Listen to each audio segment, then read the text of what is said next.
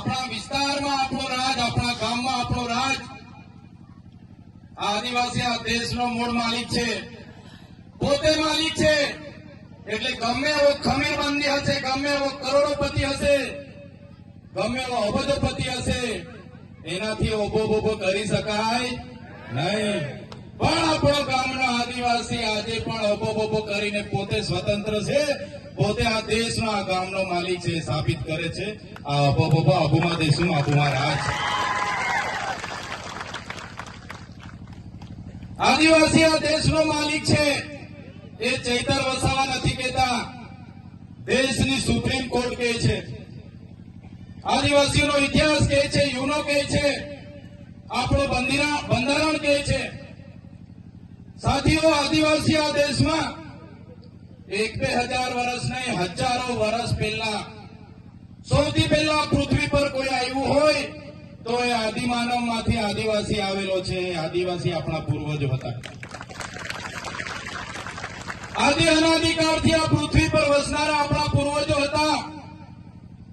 હજારો વર્ષ પહેલાની આપણી સંસ્કૃતિ છે, ધર્મો પૂર્વી સંસ્કૃતિ છે. આપણી ધર્મોથી પણ પૂર્વી આદિવાસીઓની સંસ્કૃતિ છે. તમે મોહેન્જો-દડો હડપ્પાની સંસ્કૃતિનો અભ્યાસ કરી લેજો, તમે સિંધુ ખીણની સંસ્કૃતિનો અભ્યાસ કરી લેજો. એ સંસ્કૃતિ અને સભ્યતા એ આપણા આદિવાસીઓની સંસ્કૃતિ હતી.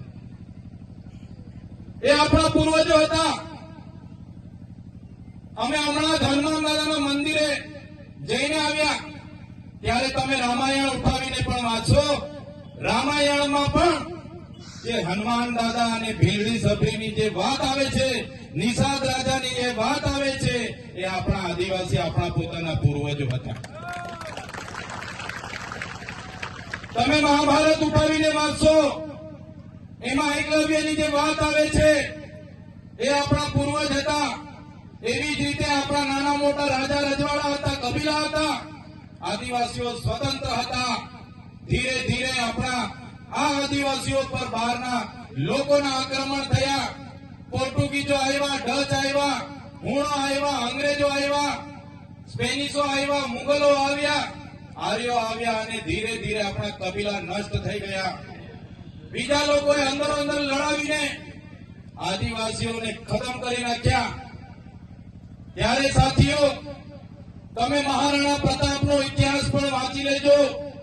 જ્યારે મહારાણા પ્રતાપ પર મુગલ અકબરે જયારે આક્રમણ કર્યું, અકબરની સેના આખો કિલ્લો ઘેરીને બેઠી હતી, ત્યારે મહારાણા પ્રતાપ સાથે પોતાના ભાઈ પણ નહોતા. ત્યારે પૂંજા ભીલ પોતાની આખી ફોજ લઈને ગયા. એ આપણા પૂર્વજો હતા. તમે મહારાણા પ્રતાપ પછી તમે શિવાજી મહારાજનો ઇતિહાસ વાંચો તો દુધા ભીલની આખી જે ફોજ શિવાજી મહારાજ સાથે હતી એ આપણા પૂર્વજો હતા. એમાં તો કેટલા યુદ્ધો થયા. જ્યારે અંગ્રેજોનું પૂરા વિશ્વ પર રાજ હતું, જ્યારે અંગ્રેજો વિશ્વના 50% દેશો પર રાજ કરતા હતા, ત્યારે બ્રિટિશો સામે સૌપ્રથમ જો ક્રાંતિ થઈ હોય તો એ સંભાલની ક્રાંતિ. 1857 પહેલા પણ જે ક્રાંતિ થયેલી સંભાલની ક્રાંતિ, એ આપણા આદિવાસીઓ અંગ્રેજો સામે સૌપ્રથમ યુદ્ધ પોકાર્યું હતું. તમે તાત્યા ભીલ, ખાચર નાયક, બિરસા મુંડા, ઝલકારી ભાઈ જેવા તમામ ક્રાંતિકારીઓનો ઇતિહાસ વાંચો તો સૌપ્રથમ લડનારા અંગ્રેજો સામે આપણા પૂર્વજો હતા. ગુરુ ગોવિંદગીરી, એમનો ઇતિહાસ વાંચો. 17/11/1913 એમણે માનગઢમાં સમસભા રાખી.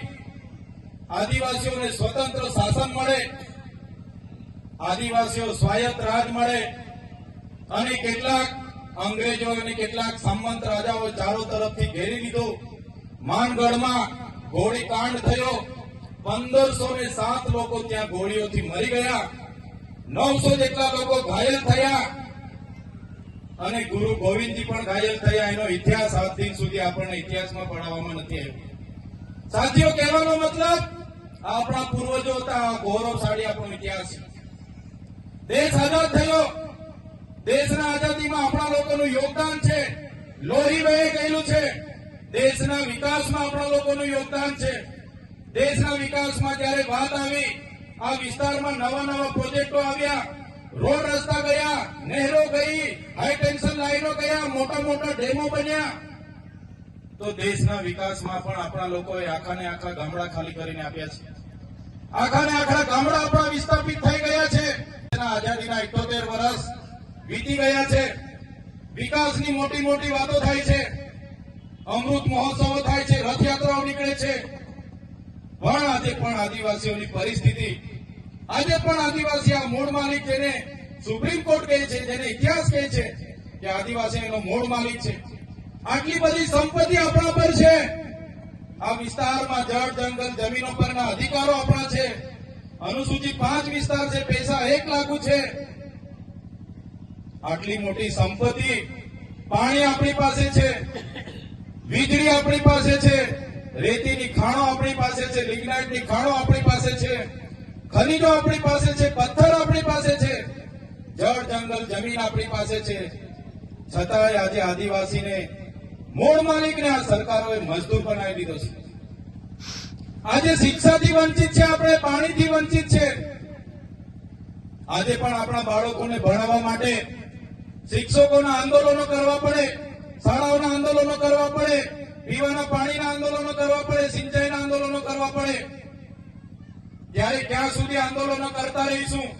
ક્યાં સુધી લડેંગે, જીતેંગે, જિંદાબાદ, મુર્દાબાદ? સરકાર મુર્દાબાદ ક્યાં સુધી કરતા રહીશું? એટલા માટે આજે જનજાગૃતિની મીટિંગ કરી છે.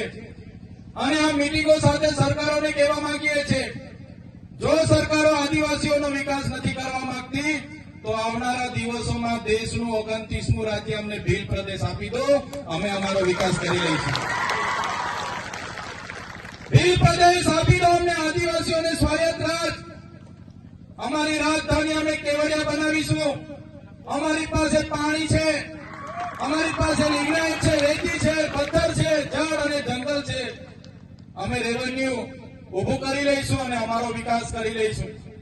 જે અમારો ભીલ પ્રદેશ હતો, આઝાદી બાદ એ ભીલ પ્રદેશને રાજસ્થાન, મધ્યપ્રદેશ, મહારાષ્ટ્ર અને ગુજરાતમાં વિભાજિત કરવામાં આવ્યો. આ ભીલ પ્રદેશ આજે પણ અમે મહારાષ્ટ્ર સાથે જોડાયેલા છે, આજે પણ એના લોકો મધ્યપ્રદેશ સાથે જોડાયેલા છે, આજે પણ અરવલ્લી, વિજયનગર, સાબરકાંઠાના લોકો રાજસ્થાન જોડાયેલા છે. આજે પણ અમે બોર્ડરલેસ થઈને અમારી એકબીજાની રીત રિવાજો, અમારી પરંપરા, અમારી રૂઢિઓ, અમારો પહેરવેશ, અમારી બોલી ભાષા આજે પણ અમારી સાથે છે. આજે પણ અમે બોર્ડરલેસ થઈને એકબીજા સાથે રોટી બેટીનો વ્યવહાર કરીએ છીએ. એટલે સરકારોને કહેવા માંગીએ છીએ, જો સરકારો આવનારા દિવસોમાં વિકાસ આપણો નહીં કરે તો તમામ યુવાનો, તમામ આગેવાનોને, મારી માતા બહેનોને આહવાન કરીએ છીએ, આવનારા દિવસોમાં ભીલ પ્રદેશ માટે આપણે બહાર આવવું પડશે, સરકાર સામે મોરચો ખોલવો પડશે.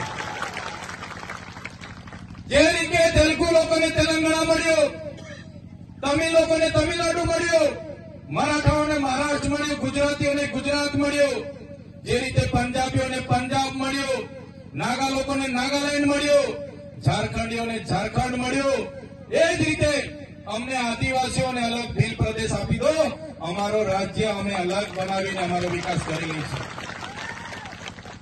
આર્ટિકલ 3 માં જોગવાઈ છે, પાર્લામેન્ટ ધારે, રાષ્ટ્રપતિ ધારે તો આપી શકે છે, પણ આ સરકારો આપણને મજદૂર બનાવવાના પ્રયાસો કરી રહી છે. સાથીઓ, આજે ગુજરાતમાં આપણે 15% વસીએ છીએ. આજે દેશમાં આદિવાસીઓની વસ્તી 8% છે. આજે ગુજરાતમાં 15% વસ્તી હોવા છતાં મહત્વના હોદ્દા ઉપર આદિવાસીઓને નથી લાવવામાં આવતા. તમે જોઈ લો, આજે ગુજરાતની ન્યાય પ્રણાલિકોમાં વસ્તીના હિસાબે 100 જજમાંથી 15 આપણા હોવા જોઈએ, નથી. કલેક્ટર અને એસપી હોય કે ડીડીઓ હોય, કોઈ પણ આઈએસ અધિકારી હોય કે આઈપીએસ અધિકારી હોય, 100 માંથી આપણા 15 હોવા જોઈએ, પણ નથી. તમે આજે જોઈ લો, ટીડીઓ હોય કે મામલતદાર હોય, પીએસઆઈ હોય કે પીઆઈ હોય, આપણા આદિવાસી 100 માંથી 15 નથી.